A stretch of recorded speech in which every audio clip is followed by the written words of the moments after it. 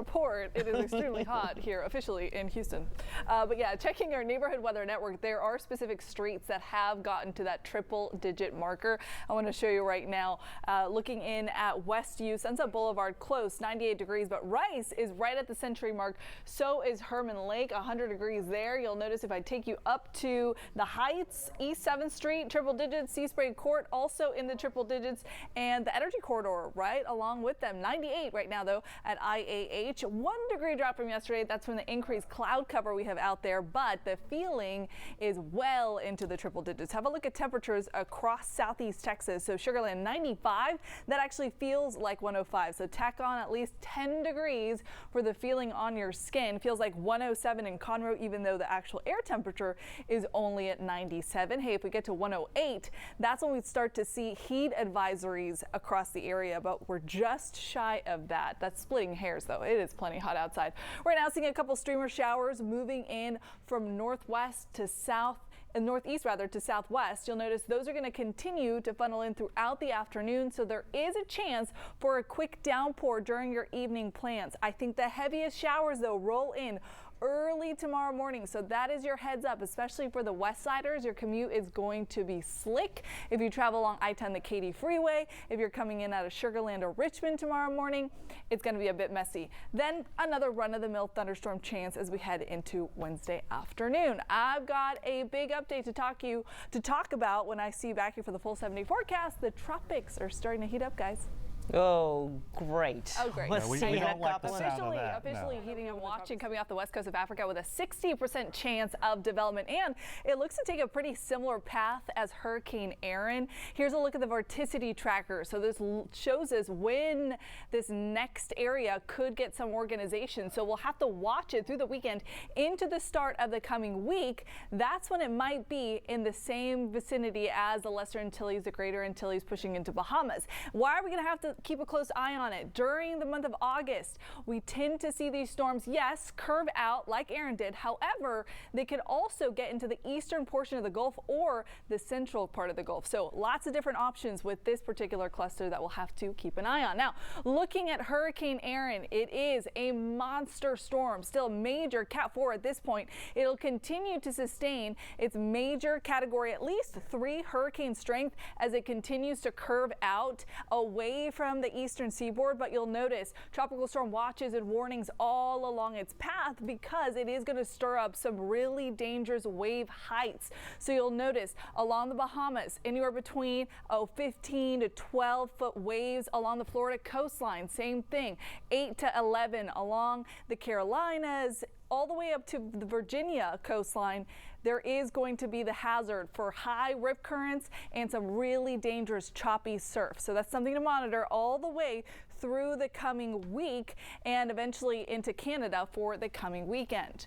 Right now, our coastline is where I want to be, especially with how hot it is outside. Beautiful blue skyline in Galveston, now closer towards the city center. Lots of clouds out there. That's indicative of the moisture that we're holding on to. So 98 right now at IAH. Ooh, it feels like 104. Dew points aren't that bad, actually. So it's not as sticky as it could be, but you are going to encounter the possibility of some showers with all that moisture that we've got in the air.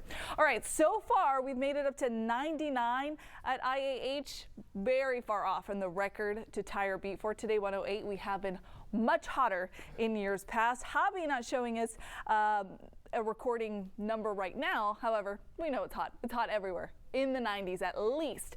You do get a chance to drop into the 80s briefly with some rain-cooled air. Right now, radar is showing us some streamer showers moving in from Louisiana. Some of these are going to drop down into Harris County as we go through the next couple of hours. So from now all the way through about maybe 6, 8 o'clock in the evening, watch for a couple of showers. Overnight, we'll see another impulse of energy refire up the shower potential, but I really think it's going to be early tomorrow morning that we get the big burst of heavy rainfall, mainly for our west siders. That's going to limit the potential for shower activity in the afternoon tomorrow, but back to Wednesday afternoon, that's when we're going to see more scattered storms throughout your evening into the late night as well. Now, The main area of high pressure that's keeping us really hot right now is moving towards the east. And what happens with that? Well, every action has an equal and opposite reaction. So as high pressure moves out, yes, those temperatures start to drop down, but the rain chances start to increase. So watch the moisture build in as high pressure moves away Thursday into Friday. I think we have some big time rain chances. So we go from a 30% chance for storms tomorrow, 40 on Wednesday, to 70 Thursday and Friday. And in fact, we already have a flood risk for your Thursday. So we could pick up 1 to 2 inches of rain widespread. That's a 1 on the 1 to 4 scale. So just watch for a couple of high water spots. As we take you into the 7-day forecast, that is going to drop this afternoon, because the further north you go, the stormier it is. We're tracking a couple of heavy downpours with some lightning in Jacinto Polk and Liberty too. Right west of Hardin is where we're seeing a cluster of stronger storms, and now starting to fire off in the Loop and the Beltway too. So from Brookhaven down to Alameda, you've got some nice downpours happening right now, and they are nice because at least it brings some relief from the heat. Right now 98 degrees at IAH, and it feels like 104. You might want to avoid outdoor activities, not just because of the heat, but if you've been having a little bit of a throat issue, the air quality isn't very good. We've got an air quality alert for Harris, Brazoria, and Galveston County because of increased ground level ozone, and we are seeing the effects of that already this afternoon. Most of the area under moderate air quality. That's not too bad, but that orange speck that you see, so from downtown towards Edo, Gulf Crest, Galena Park, that's where we've got that unhealthy for sensitive groups air. That means if you have asthma or respiratory issues, limit your time outdoors. Future track radar shows us we could see a couple of those downpours getting closer towards downtown by 6 to 8 o'clock in the evening. You'll notice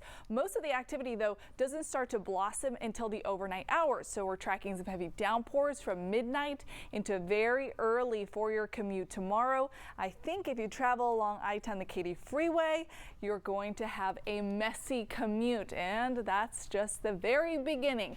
We've got very big rain chances as we head into Thursday, Friday. I'll be back to talk about those changes when I see you back here for the 7-day forecast. All right, thank you so much, Karen. And that does cancel any outdoor activity. So from Bel Air to Brookhaven, that's where I'm tracking a couple of flare-ups right now. Meadows Place, a quick downpour too. Most of the action, though, happening north of the I-10 corridor, so closer towards Beat Eyes, Huntsville, Liberty, seeing some showers. I think we got a chance of seeing some of that in Harris County through about 8 o'clock at night, and then mostly quiet. If you go to bed early, say by 10, you're going to sleep through this. If you're up late, midnight, we could see another round of storms during the overnight hours. They'll intensify. In fact, waking up tomorrow morning, if you travel along I-10, the Katy Freeway, if you work, let's say in the Energy Corridor, or you're trying to get to downtown early, that's a snapshot at 7 o'clock, that's when you're going to encounter some heavy rain. And I really think most of the shower activity tomorrow favors our west siders. So that's a snapshot at 3:30.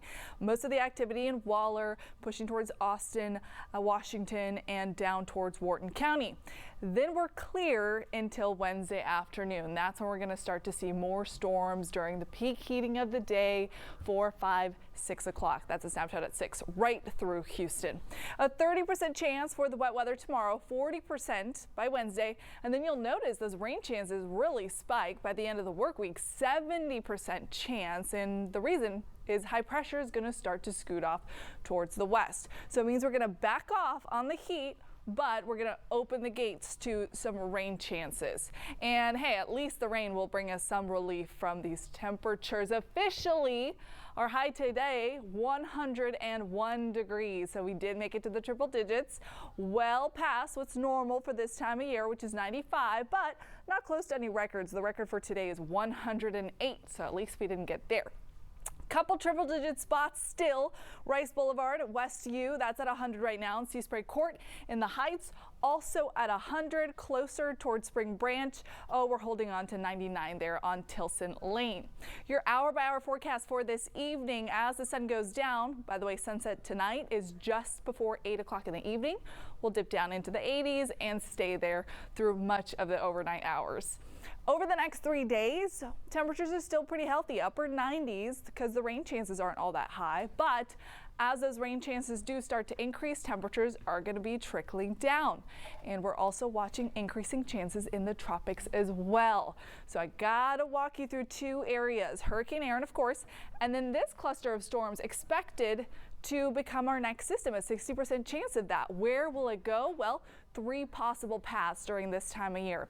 It could curve out to the eastern seaboard, or it could enter the Gulf, so we have to keep an eye on it. Hopefully it takes the same trajectory as Erin and does curve out. Here's an update on Hurricane Erin, still a major Category 4, expected to maintain major strength all through the middle of the week, and it is going to ride along the eastern seaboard and bring in some hazards for rip currents. So that's something to monitor for any friends or family from Florida all the way into the Carolinas, even pushing into the coastline of New York and New Jersey. That's going to be a threat through at least Friday. Notice the 7-day forecast, those temperatures